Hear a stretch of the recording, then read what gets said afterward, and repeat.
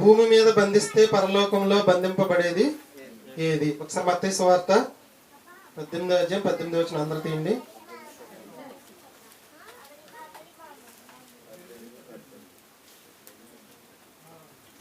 మత్తయి సువార్త బాగా బండ గుర్తు పెట్టేసుకోండి మీరు. మత్తయి సువార్త 18వ అధ్యాయం 18వ వచనం కోడ్ అన్నమాట. మత్తయి సువార్త 18:18.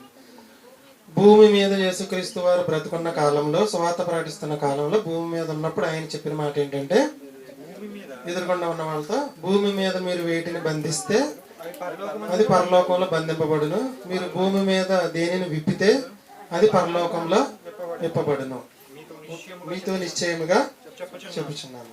ఇక్కడ 2 నిమిషాలు టైం ఇస్తాను, ఆలోచిస్తారా? కృష్ణ, యేసుక్రీస్తు చెప్పిన మాట 2 నిమిషాలు టైం ఇస్తాను, ఆలోచిద్దాం. సంపూర్ణమైన దీర్ఘశాంతంతో ఆలోచిద్దాం. శ్రావ్య వినాలి. భూమి మీద మనం ఒకదాన్ని బంధించామనుకోండి, అది పరలోకంలో ఆయన బంధిస్తాడంట. భూమి మీద ఒకదాన్ని మనం విప్పామనుకోండి, పరలోకంలో ఆయన విప్పుతాడంట అని ఎవరు చెప్తున్నారు? యేసుక్రీస్తు చెప్తున్నారు. భూమి మీద బంధించేది ఎవరు, విప్పేది ఎవరంటే మనం. పరలోకంలో బంధించేది, విప్పేది ఎవరంటే దేవుడు. మరి మనం బంధిస్తే ఆయన బంధించేది ఏది, మనం విప్పితే ఆయన విప్పేది. చాలా మంది ఏమనుకుంటారంటే ఈ వచనాన్ని, భూమి మీద ఉన్నప్పుడు మనం కొన్నిటిని బంధించేసాం అనుకోండి, పరలోకం వెళ్ళిన తర్వాత దేవుడు వాటిని బంధిస్తాడు. భూమి మీద మనం కొన్నిటిని విప్పామనుకోండి, పరలోకానికి వెళ్ళిన తర్వాత ఆయన విప్పుతాడు అనుకుంటున్నారు. కొంతమంది ఈ వచనాన్ని ఆటోమేటిక్ ఏం చేస్తారంటే, నేను భూమి మీద నిన్ను బంధించానంటే దేవుడు అక్కడ బంధిస్తాడు, నువ్వు నా మాట వినలేదంటే, నా సంఘానికి రాలేదంటే నేను నిన్ను శాపాల పాలు చేసేస్తాను, నేను ఇక్కడ శాపం ఇచ్చానా, దేవుడు అక్కడ వెళ్ళిన తర్వాత కూడా నీకు శాపం ఇచ్చి నేను బంధిస్తాడు, నేను విప్పితే నువ్వు విప్పబడతావు, నేను బంధిస్తే నువ్వు బంధింపబడతావు అని నాకు అధికారం ఇచ్చాడని కొంతమంది చెప్తున్నారు. మరేంటంటారు దీనికి సమాధానం? ఒకసారి మళ్ళీ చదివి ఆలోచించండి. నాకు ముందర ఒకసారి చదవండి. అసత్యం ప్రజల్లోకి వెళ్ళిపోయింది, అసత్యానికి వేగం ఎక్కువ, ఆయుష్ ఎక్కువ. సత్యానికి వేగం తక్కువ, చిట్ట చివరిగా నిలిచేది ఏంటంటే సత్యమే. ఆటంకాలు ఎక్కువ వచ్చినప్పటికీ నిలిచేది సత్యమే. సత్యం వినరు, సత్యం అంటే పడదు, సత్యం అంటే జనాలకి ఎక్కదు. అందుకే సత్యానికి వేగం తక్కువ. యేసుక్రీస్తు ప్రభు వారిని సత్యం చెప్తున్నందుకు ఏం చేశారంటే సిలువేసి చంపేశారు. మళ్ళీ ఒకసారి చదువుతారా? చదవండి. భూమి మీద మీరు వేటిని బంధిస్తారో పరలోకంలో దేవుడు వాటిని బంధిస్తాడు, భూమి మీద మీరు వేటిని విప్పుతారో పరలోకంలో దేవుడు వాటిని విప్పుతాడు. మరి మనం విప్పేది ఏంటి, మనం బంధించేది ఏంటి? కొంతమంది ఏమనుకుంటారంటే ఇదంతా చచ్చిపోయిన తర్వాత జరిగిద్ది, మనం భూమి మీద బతుకుండా కొన్నింటిని బంధించాము, కొన్నింటిని విప్పాము, మనం చచ్చిపోయిన తర్వాత అక్కడికి వెళ్ళిన తర్వాత వాటిని విప్పుతాడు, బంధిస్తాడని కొంతమంది అనుకుంటున్నారు. మనం భావాన్ని తీసుకుందాం. విప్పటం అంటే ఏంటి, బంధించడం అంటే ఏంటి? బంధించడం అంటే ఏంటి, విప్పడం అంటే ఏంటి?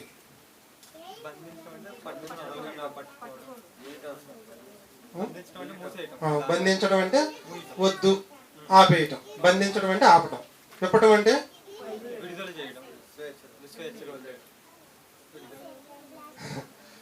మరి దానికి బంధించడం అంటే ఆపటం అన్నారు, మరి దీనికి కూడా ఏదో వస్తుంది, ఆలోచించండి. బంధించడం అంటే ఆపటం, వదిలేయటం. Okay, right. అంటే కావాలి అనడం, వద్దు అనడం, సింపుల్గా. ఓకేనా? భూమి మీద మీరు విప్పితే దేవుడు అక్కడ విప్పుతాడు. భూమి మీద మీరు కావాలి అంటే దేవుడు అక్కడ ఇస్తాడు. భూమి మీద మీరు వద్దు అంటే దేవుడు అక్కడ వద్దు అంటాడు. అర్థమైంది మీకు భావం?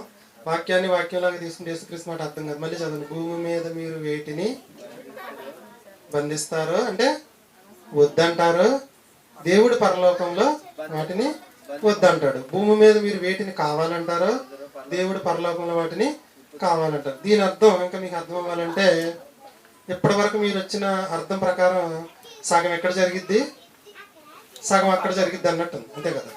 సగం ఎక్కడ జరిగిద్ది, సగం అక్కడ జరిగిద్ది అన్నట్టు. అది ఈ పాఠం మనం ఈరోజు నేర్చుకున్నాం. ప్రతి వారం కూడా మీకు ఏదో కొత్త విషయాన్ని చెప్పకుండా ఇంటికి మాత్రం పంపించు. మరి ఒక్కసారి చదవండి, ఎవరికి వాళ్ళు చదువుకోండి అవి వచ్చినది. భూమి మీద మీరు వేటిని బంధిస్తారో పరలోకంలో అది బంధింపబడును, భూమి మీద మీరు వేటిని విప్పుతారో అది పరలోకంలో విప్పబడును.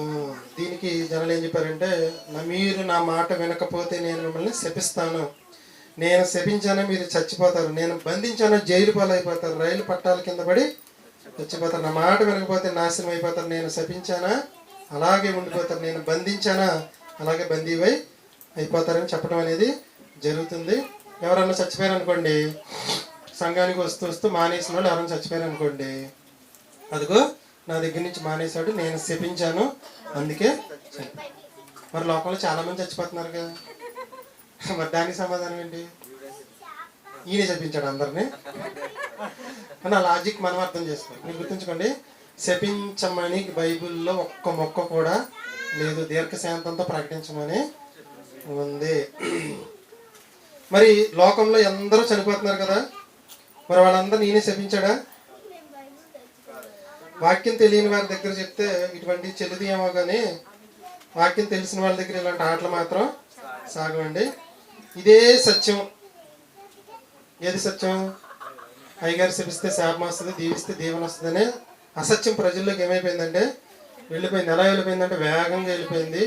ఆయుష్ ఎక్కువ అంటే ఆ అసత్యం చాలా రోజు నిలబడి ఉంటుంది. ఒకవేళ సత్యం చెప్పినా వినరు. ఎందుకు వినరంటే జనాలు ఎక్కదు, ఎక్కువగా ఆలోచించరు. మీరైనా ఆలోచించండి, సంపూర్ణ దీర్ఘశాంతంతో ఆలోచించి ఈ పాఠాన్ని నేర్చుకోండి, వినండి. భూమి మీద బంధిస్తే పరలోకంలో బంధించబడేది ఏది? భూమి మీద విప్పితే పరలోకంలో విప్పేది ఏది? ఆన్సర్ మీరు రావాలంటే సంపూర్ణమైన దీర్ఘశాంతంతో 10 నిమిషాలు ఆలోచిస్తే ఆన్సర్ అనేది వచ్చేస్తుంది. తప్పు తప్పు చెప్పకూడదు, తప్పు వినకూడదు, తప్పు బోధించకూడదు, తప్పు పాటించకూడదు. ఓకేనా? మళ్ళీ చెప్పనా? క్రైస్తవ జీవితానికి చాలా అవసరమైన కొటేషన్ అండి అది. తప్పు చెప్పకూడదు, తప్పు వినకూడదు, తప్పు బోధించకూడదు, తప్పు పాటించకూడదు. చాలా మంది ఈయన బాగా వాక్యం ఎరగదీసేస్తారండి అంటారు.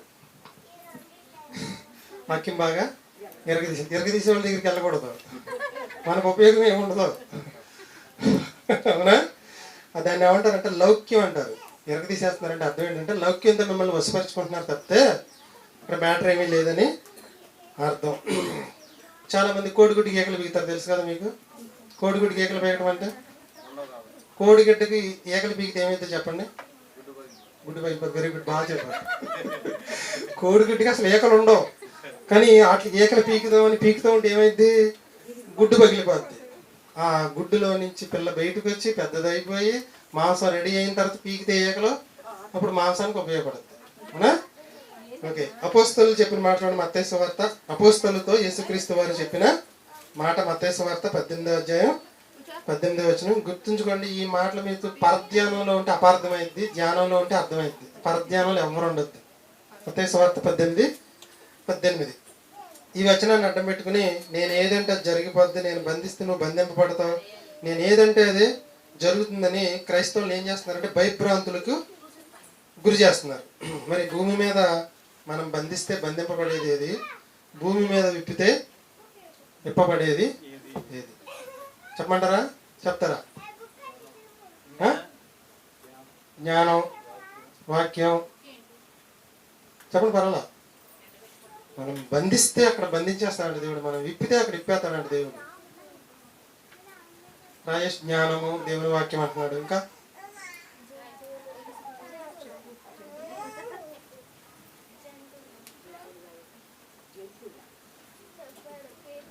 సరే చెప్పేస్తాను వినండి. దేవుని కొరకు నీతిగా న్యాయంగా బ్రతుకుతున్న వారు, దేవుని మాటల ప్రకారం జీవించేవారు, దేవునికి భయపడి పాపం చేయకుండా జీవించేవారు. మళ్ళీ చెప్తున్నాను వినండి. దేవుని కొరకు నీతి న్యాయంగా బ్రతుకుతున్నవారు, దేవుని మాటల ప్రకారం జీవించేవారు, దేవునికి భయపడి పాపం చేయకుండా జీవిస్తూ ఉండేవారు అంటారు చూసారా? వాళ్ళు భూమి మీద ఉన్నప్పుడు తండ్రి నాకు ఇది కావాలి అని విప్పారు అనుకోండి, దేవుడు అక్కడి నుంచి విప్పి దాన్ని ఇస్తాడు. అర్థమైందా? మీకు ఉదాహరణతో కూడా వివరిస్తాను. భూమి మీద తండ్రి నాకు ఇది వద్దు అని ఒక దాన్ని బంధించామనుకోండి, దేవుడు పరలోకం నుంచి దాన్ని ఆపేస్తాడు. మీకు కొన్ని ఉపమానాలతో చెప్తే ఈజీగా అర్థమైంది. ఓకేనా? భూమి మీద బంధించేది, పరలోకంలో బంధింపబడేది, భూమి మీద విప్పేది, పరలోకంలో విప్పబడేది ఏంటంటే మనం ప్రార్థన ద్వారా నీతిమంతుడు అడిగే ప్రార్థన ఉంటుంది చూసారా? ప్రార్థన తండ్రి నాకు కావాలి అని ఇప్పావు, దేవుడు దాన్ని ఇచ్చాడు అనుకోండి, మనం విప్పితే అక్కడ ఆయన ఇప్పినాడు. పరలోకి వెళ్ళిన తర్వాత జరిగేది కాదు అది. ప్రార్థనకు రూపకాలంకారంగా చెప్పబడిన మాట అది. భూమి మీద నువ్వు భూమి మీద ఉండి నువ్వు తండ్రి నాకు ఇది వద్దు అని ఆపుతున్నావు, వద్దు అని అన్నావు అనుకోండి, దేవుడు అక్కడి నుంచి కూడా దాన్ని అంటే దీని అర్థం ఏంటంటే, మీకు 1000 కోట్ల ఆస్తి ఉంది, 1000 కోట్ల బంగారం ఉంది, 1000 కోట్ల పట్టాలు ఉన్నాయి. ఎక్కడ దాచుకుంటారు? మన రేంజ్ బీరువా. నేను మన రేంజ్ దాటి ఆలోచించను. Very good. లాకర్లో దాచుకుంటారు. లాకర్కి ఎన్ని తాళాలు ఉంటాయి? ఎన్ని సినిమాల్లో చూడలేదండి చెప్పండి. లాకర్కి ఎన్ని తాళాలు ఉంటాయి? 2 ఉంటాయి. లాకర్కి 2 తాళాలు ఉంటాయి. ఒక తాళం ఎక్కడ ఉంటుంది? బ్యాంక్ మేనేజర్ దగ్గర ఉంటుంది. ఇంకో తాళం ఎక్కడ ఉంటుంది? మన దగ్గర ఉంటుంది. అమ్మ తాళం నా దగ్గర ఉంది కదా, నువ్వు లాకర్ ఓపెన్ చేసి తీస్తే రాదు. నీ తాళం తిప్పాలి, మేనేజర్ వచ్చి తాళం తిప్పాలి, లాకర్ తీసుకోవాలి, పత్రాలన్నీ దాంట్లో పెట్టుకోవాలి, బంగారం అంతా దాంట్లో పెట్టుకోవాలి. మళ్ళీ నీకు కావాలనుకోండి, మళ్ళీ నువ్వు లాక్ పట్టుకెళ్ళాలి, మేనేజర్ వచ్చి లాక్ పెట్టాలి, ఇద్దరు లాక్ తిప్పితే బయటకు వస్తుంది. ఇది లాకర్. ఇంకా మీకు అర్థం అవడానికి, స్టేషన్ దగ్గర బయట గేట్ ఉంటుంది. రైల్వే స్టేషన్కి ఎంట్రన్స్లో ఇప్పుడు పవర్పేట ఉంది, పవర్పేట స్టేషన్ ఉంది, స్టేషన్కి ముందు గేట్ ఉంటుంది. ఏదాము స్టేషన్ ముందు గేట్ ఉంటుంది. ట్రైన్ వెళ్ళిపోయింది కదా అని మనోడు లేపెత్తి లేకపోతే అది స్టేషన్లో లాక్ అక్కడ తీయాలి. ఆయన ఒక లాక్ అక్కడ తీస్తే ఇక్కడ కుయ్యని సౌండ్ వస్తుంది. అప్పుడు ఈయన లాక్ పెట్టి తిప్పితే పైకి లేతుంది. మీకు అర్థమైంది? ఇప్పుడు ఈయన ఒక్కడే తిప్పేస్తే ట్రైన్లో, లేకపోతే ఈయన ఒక్కడే పెట్టేస్తే లాకర్లో రాదు. అలాగే నువ్వు ప్రార్థన చేసేటప్పుడు, నాన్న గుర్తుంచుకో, నువ్వు అడిగేసావని ఇచ్చేయడు, నువ్వు ఆపేయమన్నావని ఆపేయడు, నువ్వు ఇప్పటము బంధించడం వరకే అడుగుతావు, అక్కడ విప్పితే ఇక్కడ నీ ప్రార్థనకు సమాధానం వస్తుంది. నువ్వు బంధించమని అడిగింది అక్కడ బంధిస్తేనే నీ ప్రార్థనకు సమాధానం వస్తుంది. సింపుల్గా అర్థమైందా? అర్థమవుదా? ఉదాహరణతో చెప్తా. యేసుక్రీస్తు ప్రభుని వారు భూమి మీద ఒక దాన్ని విప్పాడు, దాన్ని పరలోకంలోనే తండ్రి విప్పాడు. యేసుక్రీస్తుని వదిలేస్తే కొంతమంది మనుషులు కూడా భూమి మీద కొన్నిటిని విప్పారు, దేవుడు పరలోకంలో వాటిని విప్పాడు. అంటే ఇక్కడ ఒక లాక్ ఉంది, అక్కడ ఒక లాక్ ఉంది. మనం ప్రార్థన చేసిన వెంటనే జరగదు. అందుకని యేసుక్రీస్తు ప్రభువు అన్నమాట ఏంటి? తండ్రి నీ చిత్తమైతే అంటే నీ లాక్ కూడా ఓపెన్ చేస్తేనే జరిగిద్ది అని అర్థం. ఓకేనా? ముందుకెళ్దాం. యేసుక్రీస్తు ప్రభువు వారు యోహాను సువార్త 11:41, నాకు ఫలానాది కావాలి తండ్రి అని ప్రార్థన చేస్తే దేవుడు ఆ కార్యాన్ని చేశాడు అంటే మనం విప్పితే ఆయన కూడా విప్పాడు అని అర్థం. 11:41-42 వచ్చినారు. నాకు ఫలానాది జరగొద్దు తండ్రి అని మనం ప్రార్థన చేస్తే దేవుడు ఆ కార్యాన్ని ఆపేశాడు అనుకోండి, మనం బంధిస్తే ఆయన కూడా దాన్ని బంధించినట్లు. బైబిల్ నుండి కొన్ని వచనాలు మనం అపార్థం చేసుకోకుండా అర్థం చేసుకుందాం. యోహాను సువార్త 11:41-42. అంతటా వారు ఆ రాయి తీసివేసి. ఇదంతా సందర్భం ఏంటంటే, 4 దినాలు సమాధిలో ఉన్న లాజర్ని వస్తే కంపు కొడతాడు, వెళ్ళొద్దని చెప్పారు. అవునా? మన పిల్లలు పుట్టినప్పుడు ఫస్ట్ వాడే సోప్ ఏంటి చెప్పండి? Baby soap. షాంపూ ఏంటి? Baby shampoo. పౌడర్ ఏంటి? లోషన్ ఏంటి? బేబీ. తర్వాత సంతూరు, శాండిల్, మైసూర్ శాండిల్, సెంటులు, పౌడర్లు, క్రీములు. ఎన్ని సంవత్సరాలు రాస్తామండి? చచ్చిపోయే ముందు రోజు వరకు రాస్తాం. కానీ ఇన్ని సంవత్సరాలు రాసిన ఈ పౌడర్లు, ఈ సెంటులు, ఈ సబ్బులు చచ్చిపోయిన శవాన్ని 10 గంటలు కూడా వాసన రాకుండా ఉండలేమంటండి. 4 రోజులు అయితే కుళ్ళైపోద్దంట శరీరం. మరి ఇన్ని సంవత్సరాలు వాడిని సెంట్లన్నీ ఏమైపోయినాయంట? అందుకని యేసుక్రీస్తు ఏమంటాడంటే, చనిపోయి 4 రోజులు అవుతుంది, వెళ్ళొద్దు, కంపు వచ్చేస్తాడని చెప్తే యేసుక్రీస్తు ఏమన్నాడంటే, రాయి దొర్లించో చదవండి. చూడండి ఏం చేస్తున్నాడు? ఇక్కడ నుంచి లాక్ ఓపెన్ చేస్తున్నాడు. 2 లాక్లు ఉన్నాయి కదా. ఒక లాక్ ఏంటి? అందుకే లాక్ అంటే ఏంటి? అంటే ఏంటి? లాక్ అంటే ప్రార్థన అండి. అదే నేను మనసు ఇక్కడ పెట్టమంటున్నాను. లాక్ అంటే ప్రార్థన. భూమి మీద మీరు వేటిని బంధిస్తారు? దేంతో? ప్రార్థనతో. భూమి మీద మీరు వేటిని విప్పుతారు? దేంతో? విప్పటం అంటే కావాలి, బంధించడం అంటే వద్దు. ఓకేనా? సింపుల్ గా అర్థమైందిగా? రైట్, చదవండి. తండ్రి నీవు నా మనం వినినందున నీకు కృతజ్ఞతాస్తుతులు చెల్లించుతున్నాను. ఎల్లప్పుడూ నా మనవిని వినుచున్నావు. ఎందుకంటే ఈయన నీతి న్యాయాలు జరిగిస్తాడు కాబట్టి ఈయన ఎప్పుడు ఇవ్వమంటే అక్కడ ఇప్పేస్తాడు. గాని నీవు నన్ను పంపితివని చుట్టూ నిలిచి ఉన్న ఈ జనసమూహం నమ్మునట్లు వారి నిమిత్తమై మాట చెప్పిదిరా. ఇక్కడ అవుతుందా? ఈ మాట చెప్పుచున్నాను. ఆయన ఎలాగ చెప్పి ఎవరు చేశాడండి? లాక్ దేవుడికి ప్రార్థన చేశాడంటే ఇక్కడ ఒకదాన్ని విప్పమని అడుగుతున్నాడు. అంటే విప్పటం అంటే అర్థం కావాలి అని అర్థం. చెప్పి లాజరు బయటికి రమ్మని బిగ్గరగా చెప్పగా చనిపోయిన వాడు కాళ్ళు చేతులు ప్రేత వస్త్రంతో కట్టబడిన వాడే వెలుపలికి వచ్చాను. అంటే విప్పాడు దేవుడు. ఇక్కడ ప్రార్థన ద్వారా ఈయన ఇప్పాడు, అక్కడ ఆయన పరలోకంలో నుంచి ఇప్పాడు. ఇప్పుడు ప్రార్థనకి లింక్ ఎక్కడ ఉందండి? దేవుడి దగ్గర ఉంది లింక్. తర్వాత చదవండి. అతని ముఖమునకు రుమాలు కట్టి. ఇంతకీ యేసుక్రీస్తు లేపాడా దేవుడు లేపాడా?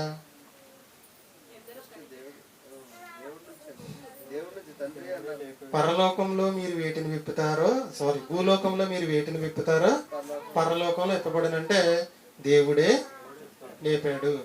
కానీ ఎవరు ఇక్కడ తాళం విప్పారంటే యేసుక్రీస్తు తాళం అనేది విప్పారు. యేసుక్రీస్తు ప్రభువుల వారు ఇక్కడ విప్పితే అక్కడ తండ్రి విప్పాడు. కాబట్టే లాజరు సమాధిలో నుంచి బయటికి రావడం అనేది జరిగింది. ప్రార్థన ద్వారా దేవుడిని అడిగాడు, తండ్రి ఓకే అన్నాడు, లాజరు బయటికి వచ్చాడు.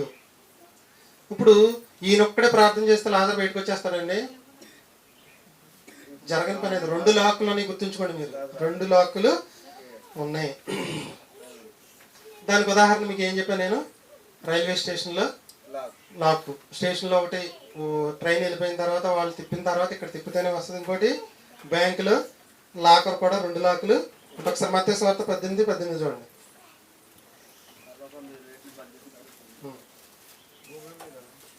భూమి మీద మీరు వేటిని బంధించుదురో పరలోకమందును నిజమా?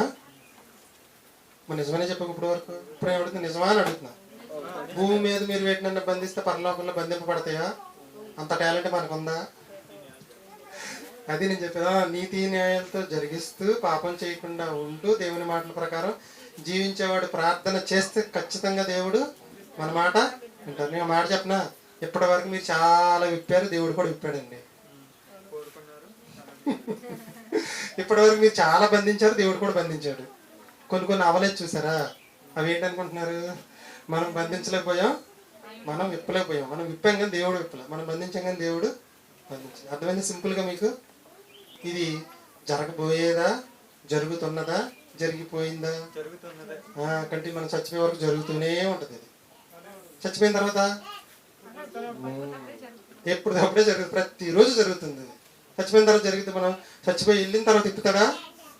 కాదు. ఓకే, నేను దేనిని బంధించాలి అని మనం అనుకుంటామో దానిని దేవుడు బంధించాలి అంటే దానికి తగ్గ జీవితం అనేది మనకి ఉండాలి. దేనిని విప్పాలో దానికి తగ్గ జీవితం అనుకుంటే దేవుడు విప్పుతాడు. అది ఇంకో ఉదాహరణ. ఇప్పుడు యేసుక్రీస్తు ప్రభులు వారు విప్పితే విప్పబడినట్టు చూపించాను కదా. మనుషులు, సామాన్యమైన మనుషులు. యేసుక్రీస్తు కూడా మానవ ఆకారంలో ఉన్నాడు, దేవుడు అంటారు కాబట్టి ఆయన పక్కన పెడితే ఒక ఆయన బంధించాడు, విప్పాడు. వచ్చేసిన ఆన్సర్? బంధించాడు, విప్పాడు. చెప్పండి. యేసుక్రీస్తుని వదిలేమన్నాను. ఒక ఆయన భూమి మీద బంధించాడు, విప్పాడు. బంధించాడు, విప్పాడు. ఏలియా గారు వర్షం కురవకుండానట్లు దేవుడికి ఏం చేశాడు? ఒక రైట్ చూద్దాం. యెహోషువ గ్రంథం 10వ అధ్యాయం 12వ వచనం. యెహోషువ గ్రంథం 10వ అధ్యాయం 12వ వచనం. మీరు ఒక్క వారం మిస్ అయితే చాలా మాటలు మిస్ అయిపోతారండి. ఎందుకంటే మానుకున్నారు. ఒకవేళ అవసరం ఉండేదన్నా మానేస్తే చక్క యూట్యూబ్లో మళ్ళీ అప్లోడ్ చేస్తాం జాగ్రత్తగా. యెహోషువ గ్రంథం 10వ అధ్యాయం 12, 13, 14 వచనాలు. సూర్యచంద్రులు ఆపింది ఎవరు? ఈ రోజు వరకు యెహోషువ. ఈ రోజు నుంచి దేవుడు. ఈ రోజు వరకు యెహోషువయే. ఎవరండి ఆపింది? యెహోషువ కాదండి. 2వ లాక్ ఓపెన్ అవ్వాలి. ఇక్కడ విప్పితే అక్కడ విప్పాలి, ఆయనే విప్పాలి, ఆయనే బంధించాలి. ఒక రైట్ చదవండి. 10:12. యెహోషువ ఇశ్రాయేలీయుల ఎదుట ఎవరు చేశాడు ప్రార్థన? ఇక్కడ ఒక విప్పాడు. ఏమని విప్పాడు? సూర్యచంద్రులు ఆగాలని ఒక విన్నపాన్ని దేవుడికి తెలియజేశాడు. సూర్యుడా ఎవరు చెప్పాడు? మనం కూడా ప్రార్థన ఎవరు చేస్తాం? లాక్ ఎక్కడ ఉంది? ప్రార్థనకు లాక్ ఎక్కడ ఉంది? దేవుడి దగ్గర ఉంది. సూర్యుడా నువ్వు గిబియోను ప్రార్థన ఎవరు చేశారు? దేవుడికి చేశాడు. సృష్టిని ఏం చేస్తున్నాడు? ఆగమంటున్నాడు. చదవండి. సూర్యుడా నువ్వు గిబియోను సూర్యుడా నువ్వు గిద్యోనులో, చంద్రుడా నువ్వు అయ్యాను లోయలో నిలువు చంద్రుడు నువ్వు అయ్యాను లోయలో. నిలువు చాలా మంది సూర్యచంద్రులు ఆపింది ఎవరు అంటే యెహోషువ ప్రార్థన చేస్తే ఆగిపోయి అంటారు, యెహోషువ ఆపేశాడు అంటారు. కానీ వాస్తవానికి అది తప్పు. దానికి మీకు రెఫరెన్స్ కూడా చూపిస్తాను. యోబు గ్రంథం 9:7. పెద్ద పెద్ద స్పీకర్లు కూడా బల్ల గుద్ది మరి బల్ల పగలగొట్టి మరి చెప్పారు ఏంటంటే సూర్యచంద్రులు ఆపింది యెహోషువ అని చెప్పారు. ఈరోజు మీకు తెలుసు సూర్యచంద్రులు ఆపింది ఎవరు? యోబు గ్రంథం 9:7. ఉదయింపవద్దని యోబు గ్రంథం 9:7. ఉదయింపవద్దని ఆయన సూర్యునికి ఆజ్ఞాపింపగా సూర్యునికి ఆజ్ఞాపింపగా అతడు ఉదయింపడు. అతడు ఉదయింపడు. ఇప్పుడు ఈయన ఏం చేశాడంటే దేవుడికి ప్రార్థన అంటే విన్నపం, నాకు ఇది కావాలి అని విప్పాడు.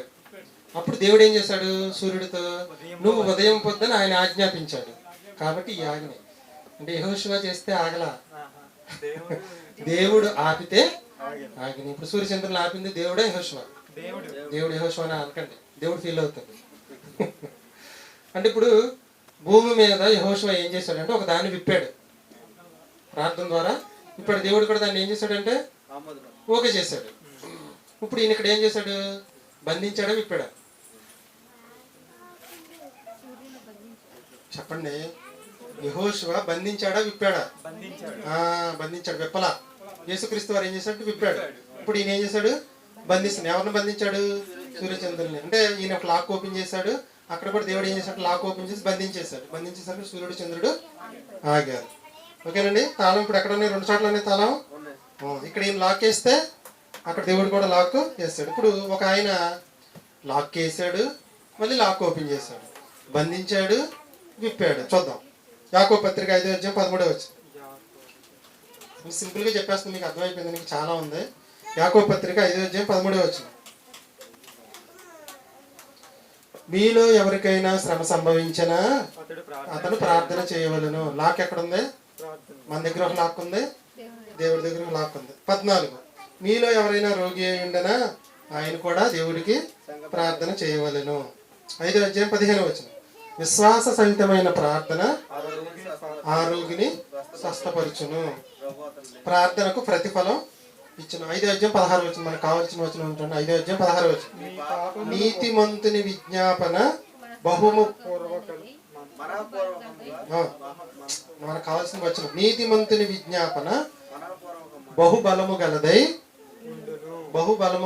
ఉంటుంది. అంటే నీతిమంతుని విజ్ఞాపన బహుబలం అంటే చాలా బలంగా ఉంటుంది. మన ప్రార్థనకి ఎంత శక్తి ఉందో ఒకసారి ఆలోచించండి. అది చెప్తూ ఏం చెప్పాడంటే 17-18 వచనాల్లో ఏలియా మనలాంటి స్వభావం కలిగిన మనుషుడే, వర్షింపకుండునట్లు అతడు ఆసక్తితో ప్రార్థన చేయగా దేవుడు అక్కడ పెట్టలేదులేండి, దేవుడు 3.5 సంవత్సరములు భూమి మీద వర్షింపలేదు. ఇదేం ఏం చేశాడు? ఇప్పుడు ఈయన వర్షాన్ని బంధించి ఎన్ని సంవత్సరాలు బంధించాడు? 3.5 సంవత్సరాలు. వాస్తవానికి ఏలియా చేసింది దేవుడికి ప్రార్థన బంధించమని ఇక్కడ బంధించాడు, అక్కడ దేవుడు దాన్ని బంధించాడు. ఒకవేళ ఏలియాయే వర్షాన్ని ఆపితే మళ్ళీ తిరిగి రావాలని వర్షంతో అంటే సరిపోద్ది. కానీ మళ్ళీ ఏం చేశాడు ఈయన? లాక్ ఎక్కడ ఉందని అర్థమైంది భక్తులందరికీ. దేవుడి దగ్గర లాక్ ఉందని భక్తులందరికీ అర్థమైంది. ఈరోజు మనకు కూడా అర్థమైంది. 2 లాక్కులు ఉన్నాయి, ఒక లాక్తో పని అవ్వదు. తర్వాత చదవండి 18. అతడు మరలా ప్రార్థన చేయగా మళ్ళీ లాక్ ఓపెన్ చేస్తున్నాడు. ఏమని? నాకు వర్షం కావాలి తండ్రి. అప్పుడు దేవుడు కూడా ఏం చేస్తున్నాడు? లాక్ని ఓపెన్ చేస్తున్నాడు. అంటే ఇక్కడ మనం అన్న ప్రతి దానికి అక్కడ ఏమవుతుంది? అయితే లాక్ ఓపెన్ చేయటమా లాక్ వేయటం అనేది చేస్తున్నాడు. మనం చేసిన ప్రతి ప్రార్థన వెళ్తుంది. అవసరమైతే విప్పుతాడు, వద్దంటే బంధిస్తాడు. మనం విప్పాం కదా ప్రతిదాన్ని. ఎప్పుడు మనం బంధింపమన్నా కూడా ప్రతిదాన్ని బంధించాడు. ఈ ఫ్యాన్ ఆగిపోవు కాక అంటే ఆగదు. కృష్ణ ఎల్లైట్ చిచ్చార్పాలి, అవునా? ఇప్పుడు దీన్ని బట్టి ఆడు నా దగ్గరికి రావటం మానేశాడు, అందుకే ట్రైన్ కింద పడి చచ్చిపోయాడు, నా శాపం తగిలింది అన్నా నేను. నమ్ముతారు మీరు?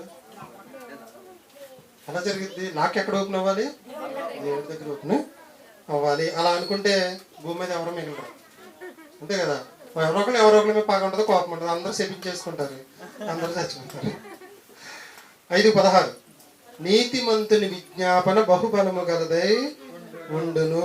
నీతిమంతుడిగా జీవించిన ఏలియా ప్రార్థిస్తే వర్షం ఆగింది, మళ్ళీ ప్రార్థిస్తే వర్షం పడింది. అతడు మనలాంటి స్వభావం కలిగిన మనుష్యుడే. కాబట్టి వర్షాన్ని ఆపింది ఎవరంటే దేవుడు. సూర్యచంద్రులను ఆపింది ఎవరంటే దేవుడు. మళ్ళీ వర్షాన్ని ఇచ్చింది ఎవరంటే దేవుడు. విప్పడం ప్రార్థన, బంధించడం కూడా ప్రార్థన. సంపూర్ణ దీర్ఘశాంతంతో ఆలోచిస్తేనే పాఠం అర్థమైంది. అపార్థం చేసుకుంటే ఏం అర్థం అవ్వదు. మళ్ళీ 18 చదవని ముగించేసుకుందాం. మత్తయి సువార్త 18. వచ్చే ఆదివారం ఏం పాఠం చెప్తున్నాను చెప్పమంటారా? మన తలరాతను మనం రాసుకోగలమా? కృష్ణ పాఠం పేరేంటి? మన తలరాతను మనం రాసుకోగలమా? వచ్చే ఆదివారం అరగంట పాఠంలో మీకు చెప్తాను. ఓకే చదవండి. ఇప్పుడు 18 చెప్తా ఉన్నాయి అలా. భూమి మీద మీరు వేటిని బంధిస్తారో అవి పరలోకమందును బంధింపబడిన. అంటే భూమి మీద నుంచి నువ్వు దేవుడికి ప్రార్థన చేసి ఫలానాది నాకు వద్దు తండ్రి, ఈ కష్టం నాకు రాకుండా చూడు తండ్రి, ఫలానా వ్యక్తి నన్ను చాలా ఇబ్బందులకు గురి చేస్తున్నాడు తండ్రి, అతని నుంచి నన్ను కాపాడు తండ్రి అని నువ్వు దేవుడికి ప్రార్థన చేస్తావు చూసావా? నువ్వు నీతిమంతుడు అయితే దేవుడు కూడా ఏం చేస్తాడంటే నీకు సాయం చేసి ఆ కష్టం నీకు రాకుండా ఆపుతాడు, బంధిస్తాడు. భూమి మీద మీరు వేటిని విప్పుదురా తండ్రి, నాకు ఫలానాది కావాలి, నీ పని చేయడం నాకు ఫలానా సహాయం కావాలని నువ్వు అడిగితే దేవుడు పరలోకం నుంచి. ఇప్పుడు చూసుకుంటే మీకు మన దగ్గర నుంచి వచ్చే సాంగ్స్ మొత్తం కూడా అక్కడ ఆయన ఇప్పిన సాంగ్స్ ఇవి, నాదేమి లేదు దీంట్లో. మనం చేసే పాటలన్నీ కూడా ఇంటర్నేషనల్ లెవెల్లో ఉంటాయండి. ఎక్కడ కూడా మీకు పాటలు దొరక. ఎవరు ఇప్పారండి ఇది? ఆయన అక్కడ ఓపెన్ చేస్తే వచ్చినాయి. నేను చేసినవి మాత్రం కాదు, అది మాత్రం మర్చిపోవద్దు ఎవరు. ఓకేనా? కృష్ణ ఒక ప్రశ్న అడిగాడు, దానికి సమాధానం చెప్పి ముగించేస్తాను. మన చర్చిలో అందగాడు ఎవరు? నేనే చెప్తాను అన్న. మన చర్చిలో అందగాడు ఎవరు? ఉపమానం చెప్తాను, ఎవరో మీరే చెప్పేస్తారు. ఉపమానం చెప్పిన సుమారు 25 కేజీల బంగారాన్ని ఒక అమ్మాయి ధరించుకుని పెళ్లికి వెళ్ళింది. అదే ఫంక్షన్కి సాదా సీదాగా ఒక అమ్మాయి వెళ్ళింది. ఈ బంగారం ధరించుకుని వెళ్ళిన అమ్మాయి ఒళ్ళంతా బంగారం, అసలు 2 కోట్ల విలువ చేసే శారీ కూడా కట్టుకుంది. మొత్తం అంతా కూడా ముత్యాలతో పగడబడింది. కానీ ఈ కోట్ల రూపాయలు బంగారం ధరించుకున్న అమ్మాయి చావు మొహం పెట్టుకుని తిరుగుతుంది పెళ్లిలో. చావు మొహం అంటే అర్థం ఏంటి? ఎవడో ఆ అమ్మాయి సొమ్ము తినేసినట్టుగా ఏడుపు మొహం పెట్టుకుని పెళ్లిలో తిరిగింది. ఈ ఇంకొక సాదా సీదాగా ఉన్న అమ్మాయి చక్కగా ముఖం మీద అంటారు చూసారా, చిరునవ్వుతో పెళ్లిలో తిరిగింది. పెళ్ళంతా అయిపోయిన తర్వాత అందరూ వాళ్ళిద్దరిలో ఎవరు అందంగా ఉన్నారని చెప్తే చిరునవ్వుతో నవ్విన అమ్మాయి అందంగా ఉందని చెప్పారు. మరి ఈ కోట్ల రూపాయలు ధరించుకున్న బంగారం వేసుకున్న అమ్మాయి అంటే అందం ఎక్కడ ఉంది? చిరునవ్వు మొహానికి. చచ్చిపోయే ముందు రోజు వరకు కూడా చిరునవ్వుతూనే ఉండాలి. అంటే మొహానికి అందం ఏంటండి? నవ్వు, చిరునవ్వు. ఎవరు అందగాడు? ఎవరు మొహం మీద చిరునవ్వు తాండవేస్తుందో వాళ్ళే అందగాడు. మా అమ్మగారు చెప్పిన దాని ప్రశ్న సమాధానం సత్య కీర్తనల గ్రంథం చెప్పేసి ముగించేస్తా. నేను అదే చెప్తున్నా. ఇప్పుడు నేను ఏం ఆన్సర్ చెప్పాను మీకు? ఎప్పుడైతే మన మొహంలో చిరునవ్వు ఆగిపోద్దో అయిపోయింది అందం. కీర్తన మా అమ్మగారు చెప్పారు. కీర్తన గ్రంథం మంగళవాణి కత్తి ప్రస్తుతం గుర్తుందో వచ్చిన 59 అనుకుంటా. మా అమ్మగారు 52 చూడండి. రే ఇది కుసులు వేసేది అక్కడ పెట్టాను. మంగళవాణి కత్తి 52 అదే చివరిలో ఉంటాడు అక్కడే. ఏందినా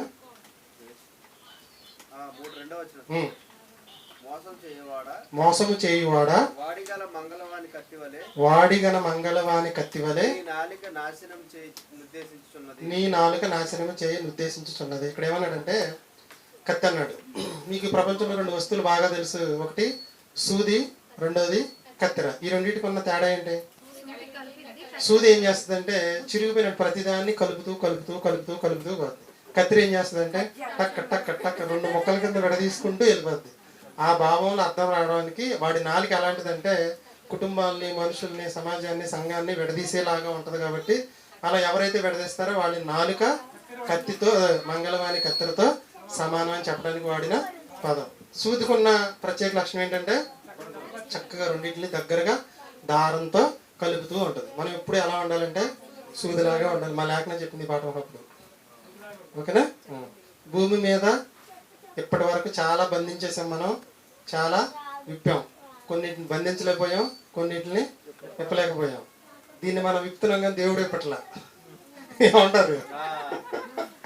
దేవుడు బంధిస్తాడు. ఎందుకంటే అంతా మన మంచి కోసం, అంతా మన మంచి కోసం, సమస్తము సమకూడి జరుగుతుంది ఆయనకి ఇష్టం. అందుకే మనం ప్రార్థనలో ఏమైనా చెప్పమంటారంటే మమ్మల్ని, తండ్రి నీ చిత్తం అయితే లేదంటే నేను కామ్గా ఉంటాను.